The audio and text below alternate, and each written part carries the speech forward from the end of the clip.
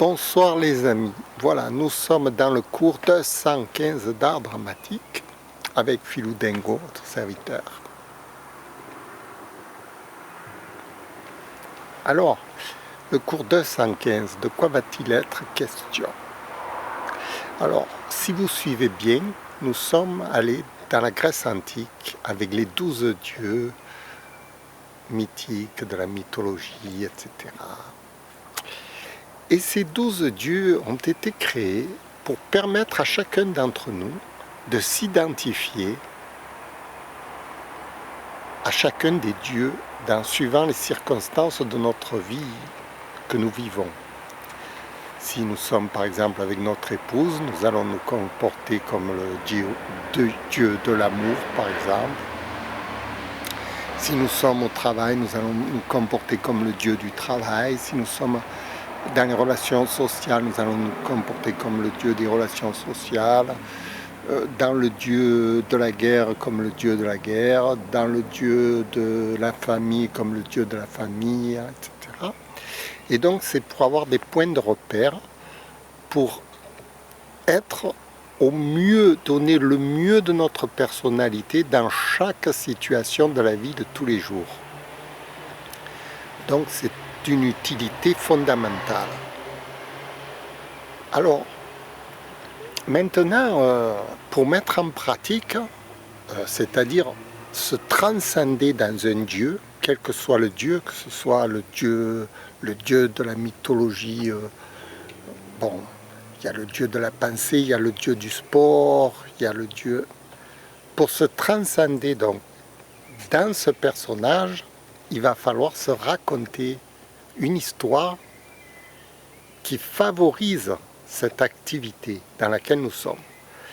Par exemple, bon, si je joue de la musique, je vais prendre par exemple le dieu de la musique. Le dieu de la musique, bon ben, il va avoir des airs de musique en tête, il va avoir envie de jouer d'un instrument de musique, il va adorer son instrument, sa musique, et puis il va s'entraîner à jouer de la musique. Mais tout ça, il va se raconter des histoires, vous comprenez? Ça vient pas spontanément. Il faut qu'il se mette en condition. Tout d'abord, il va s'acheter un instrument, il va écouter les musiciens, il va regarder comment les autres jouent, il va apprendre la musique, il va apprendre à jouer de l'instrument. Pendant qu'il fait toute cette activité, il se raconte en permanence des histoires sur les instruments, sur tel monsieur qui joue de la musique, etc., etc.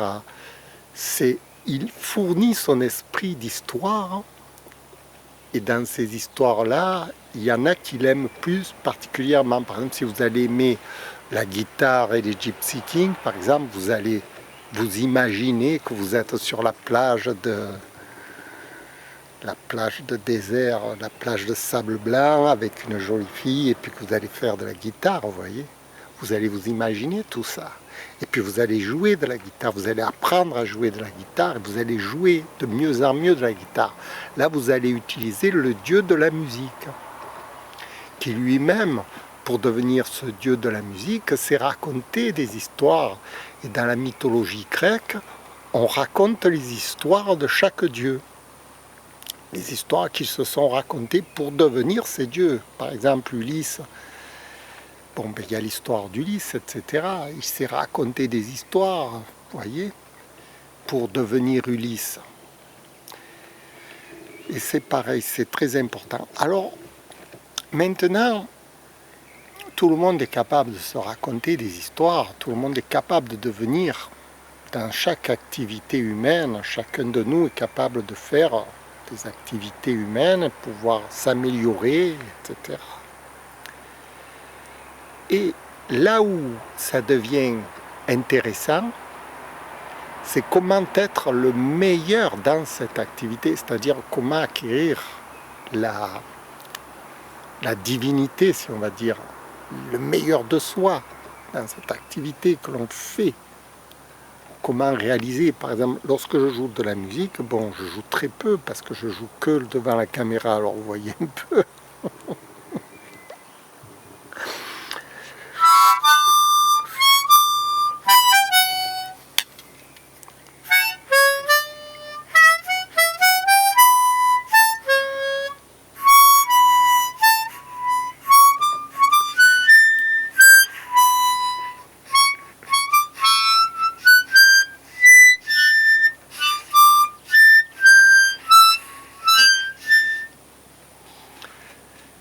Alors,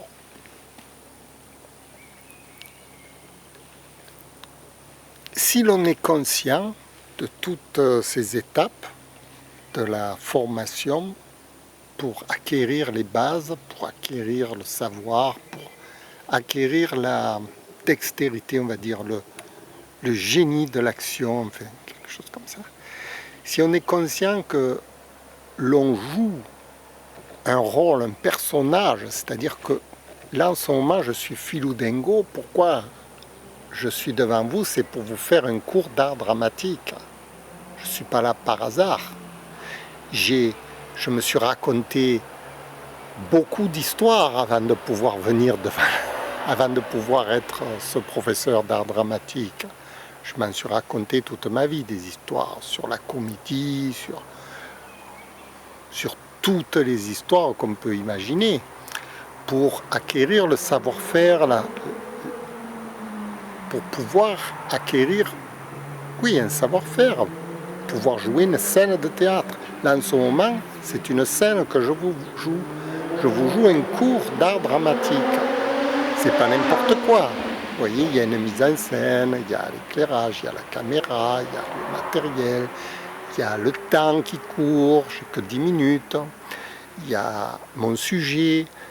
Et puis, je veux aussi en arriver quelque part avec vous, avec les gens qui me regardent. C'est-à-dire que je veux leur donner de l'espoir qu'on peut s'améliorer dans la vie. On peut toujours s'améliorer. Donc, il faut suivre un chemin d'amélioration, une espèce de pèlerinage. Et dans ce pèlerinage, donc, par exemple, si vous voulez apprendre à jouer de la musique, bon, vous allez apprendre techniquement à jouer de la musique en vous entraînant, etc. Et puis vous allez vous raconter des histoires. C'est là que tout commence en fait. C'est avec les histoires qu'on se raconte. Et ces histoires, elles sont très importantes. Suivant l'histoire que vous allez vous raconter, si vous racontez des histoires de rock'n'roll, vous allez jouer du rock'n'roll.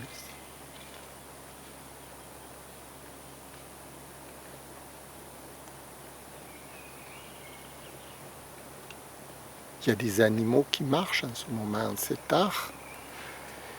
Et il y a des animaux qui marchent dans la forêt. Alors, ces histoires, évidemment, lorsqu'on se les raconte, on pense qu'elles sont vraies.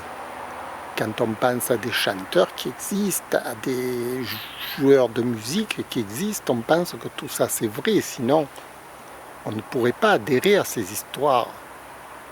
On s'en met plein la tête, mais on pense que c'est vrai, on les admet pour réels.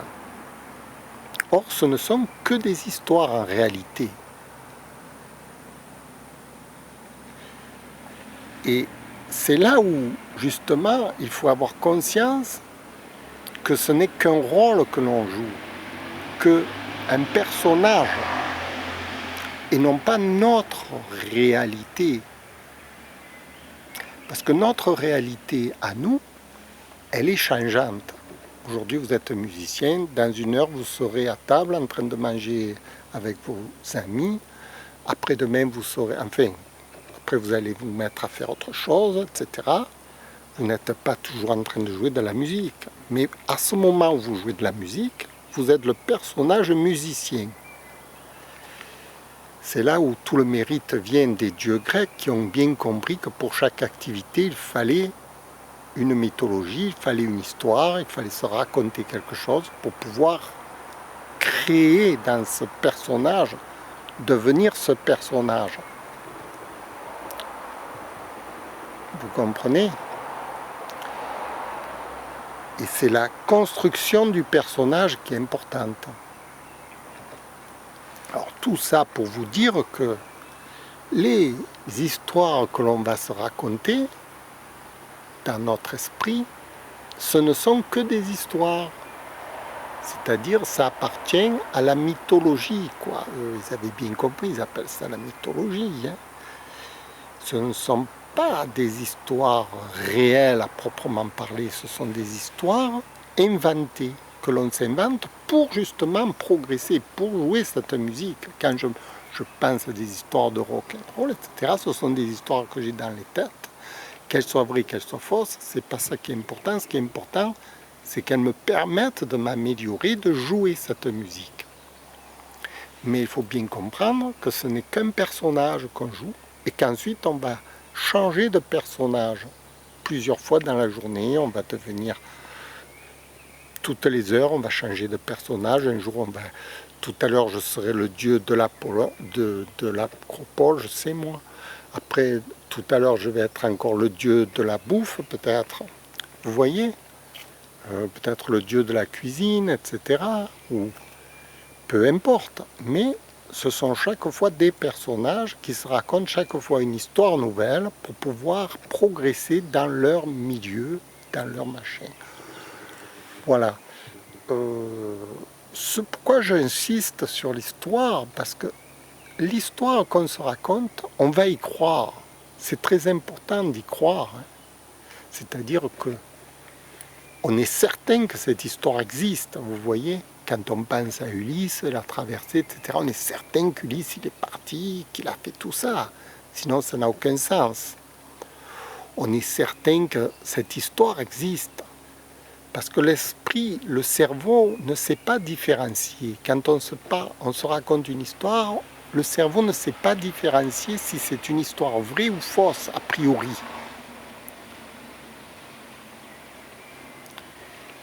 Et donc, à ce moment-là, lorsque l'on incarne le personnage, on s'y croit vraiment. On s'y croit vraiment qu'on joue la scène. Et c'est là qu'on joue bien, justement, parce qu'on s'y croit dans ce personnage, parce qu'on y croit à l'histoire. Et c'est là qu'on devient de très bons acteurs, c'est là qu'on devient c'est là qu'on performe le mieux. Mais c'est un paradoxe, parce que au plus on y croit, au plus on est bon, et au plus on y croit, au plus il faut pouvoir s'en détacher pour pouvoir faire autre chose. Et pour pouvoir revenir et progresser encore mieux. C'est là où il va falloir jongler entre le moment où vous êtes musicien et le moment où vous n'êtes plus musicien.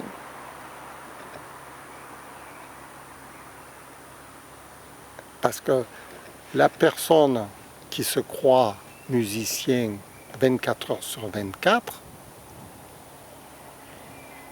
elle rate d'autres personnages qu'elle pourrait intégrer. Elle rate sa vie en quelque sorte parce qu'elle ne s'épanouit pas dans divers domaines de la vie de tous les jours.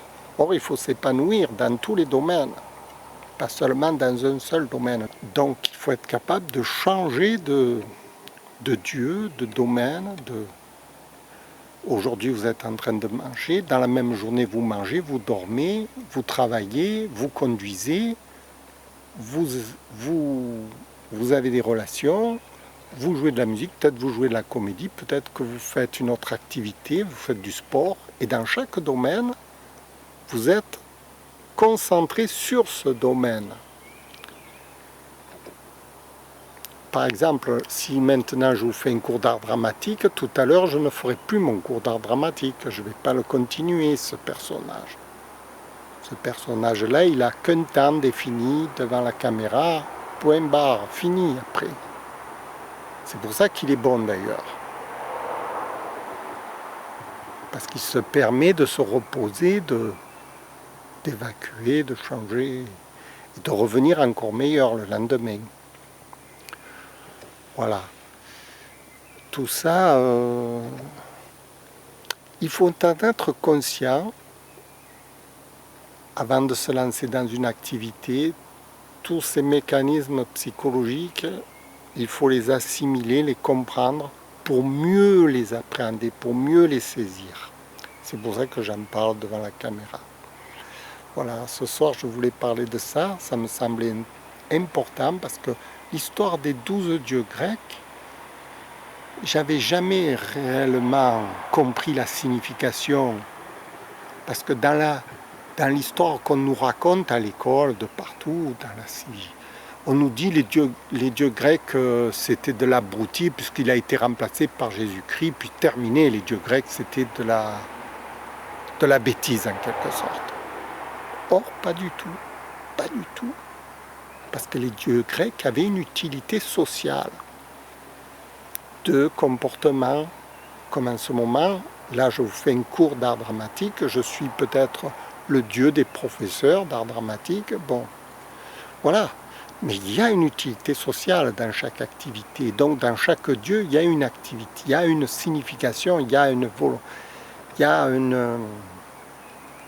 fonction. Ça n'a pas été créé par divagation de l'esprit, par fantasme, comme j'aurais pu le croire au début. On pourrait croire ça. Or, chaque chose qui a été créée par l'homme a été créée pour des raisons bien précises, pour permettre à l'humanité d'évoluer. Voilà, donc il faut revenir à ça. C'est très important de ne pas négliger ce qui a été pensé dans le passé, ce qui a été réfléchi. Chaque chose a une utilité fondamentale, on peut dire, qui nous sert dans notre vie de tous les jours. Voilà, je vous remercie de m'avoir écouté. J'espère que ça vous fait plaisir parce qu'on a besoin de ça, on a besoin un peu d'encouragement, tout ça. Je vous remercie. Au revoir.